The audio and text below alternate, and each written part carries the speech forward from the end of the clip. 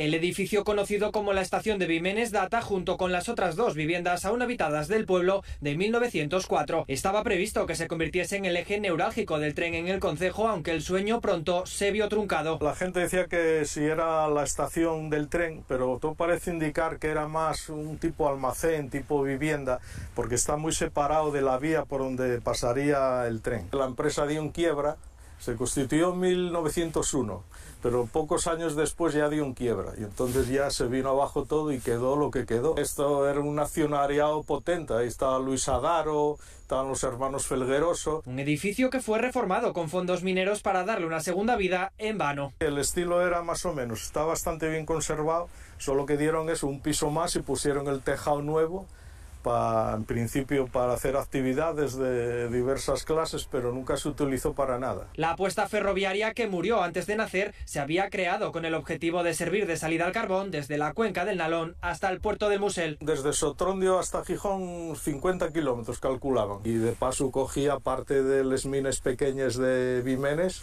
y luego la de Lieres, que estaba la mina más importante de la zona esta, la Fraternidad que llamaban, que luego fue Solvay. Y es que a día de hoy permanece prácticamente intacta parte de su infraestructura dentro del municipio, que intentó aprovecharse como reclamo turístico. Estos dos túneles, el de más atrás y el otro que hay en la boca norte del túnel en Suárez, hubo por parte del Ayuntamiento y el Principado para hacer una ruta, pero luego con les obres de la Y de Bimenes pues se cortó de forma radical y no se puede pasar actualmente.